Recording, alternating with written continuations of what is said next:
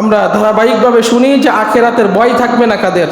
এক নাম্বার হচ্ছে যারা আল্লাহ এবং আল্লাহর রাসূলের উপরে এবং আখেরাতের দিবসের উপরে যারা ঈমান রাখে, এই ব্যক্তিদের কোনো ভয় থাকবে না, আখেরাতে কোনো চিন্তাও থাকবে না। সমস্ত চিন্তা, সমস্ত ভয় যিনি দূর করে দিবেন, উঁচু গলায় বলেন তিনি কে?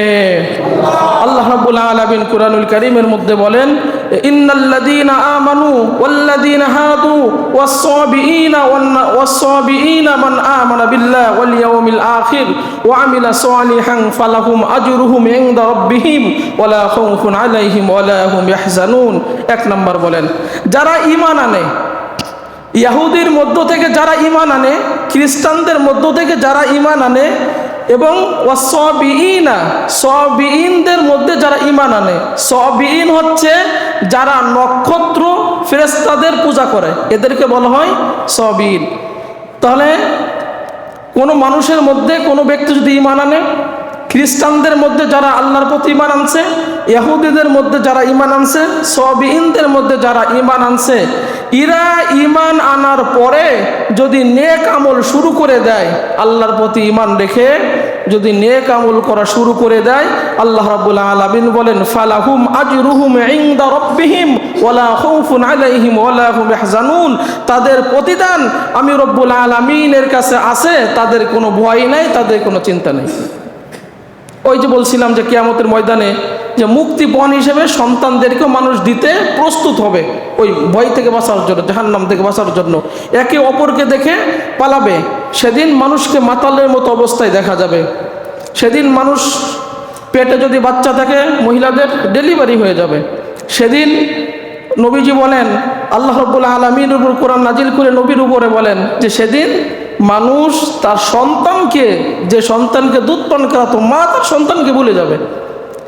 তাহলে যারা আখেরাতের প্রতি ঈমান রাখে, আল্লাহ রাব্বুল আলামিন বলেন এদের কোনো ভয় নাই, কোনো চিন্তা নাই। আল্লাহ রাব্বুল আলামিন সমস্ত ভয়, সমস্ত চিন্তা দূর করে দিবেন। এর এক নাম্বার।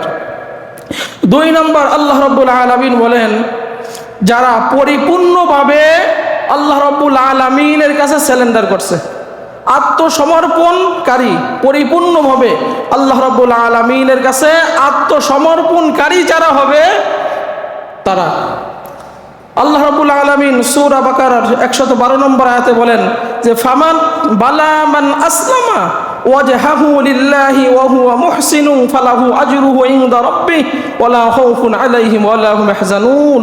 আল্লাহ রাব্বুল আলামিন বলেন পরিপূর্ণভাবে যে ব্যক্তি নিজেকে আল্লাহ রাব্বুল আলামিনের কাছে আত্মসমর্পণ করলো, সারেন্ডার করলো, আল্লাহ রাব্বুল আলামিন বলেন তার প্রতিদান আমার কাছে।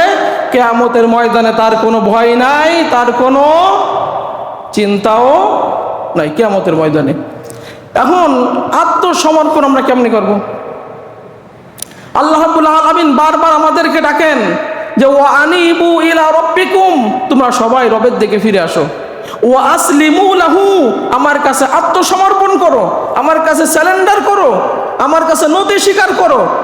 আল্লাহ রাব্বুল আলামিন বলেন আমার আযাব যদি আসে, আমার আযাব থেকে তুমি বাঁচতে পারবা না যদি আত্মসমর্পণ না করো। অতএব সবাই আমার দিকে ফিরে আসো। ইব্রাহিম আলাইহিস সালামকে আল্লাহ রাব্বুল আলামিন বলেন ইদ ক্বালা লাহু রাব্বুহু আসলিম ক্বালা আসলামতু লিরাব্বিল আলামিন। ও ইব্রাহিম, আমার কাছে সারেন্ডার করো, আত্মসমর্পণ করো। ইব্রাহিম আলাইহিস সালাম বললেন আসলামতু লিরাব্বিল আলামিন, আমি সারেন্ডার করলাম, আত্মসমর্পণ করলাম যে ওই বিশ্ববাসীর রব, যিনি বিশ্ববাসীর রব আল্লাহ সুবহানাহু ওয়া তাআলার কাছে ইব্রাহিম আলাইহিস সালাম যখনই আত্মসমর্পণ করলেন, ইব্রাহিম আলাইহিস সালামের সমস্ত যুক্তিবাদ, সমস্ত মতবাদ, উনি যেটা বলছেন সেইটা জীবন আর করেন নাই। আল্লাহ যেটা আদেশ দিয়েছেন, আল্লাহ যেটা নির্দেশ দিয়েছেন, সেইটা পাই টু পাই তিনি করছেন। নিজের যুক্তি, নিজের বোঝা, যেরকম আমরা দেখি যে র্যাব বাহিনী হোক, পুলিশ বাহিনী হোক, আর্মি হোক, যখন আসামিকে ধরে বলে তুমি আমার কাছে সারেন্ডার করো, তোর হাত উঁচু করে নিজের শক্তি থাকার পরেও সেখানে মাথা নত করে, অস্ত্র থাকার পরেও ফেলে দেয়। তার মানে নিজের শক্তি সমর্থ থাকার পরেও এখন বলে আমার কোনো শক্তি সমর্থ নাই, আপনি যেটা আদেশ করবেন সেইটাই মানব। এইটাই তো আত্মসমর্পণ বলে। তাহলে আল্লাহ রাব্বুল আলামিন কোরআন এবং হাদিসে আমাদেরকে যে সমস্ত নির্দেশনা দিয়েছে ওই নির্দেশনা এখন মেনে নিতে হবে। আমার নফস যেটা বলে, আমার চাহিদা যেটা বলে, আমার মন যেটা বলে ওইটা আর করা যাবে না।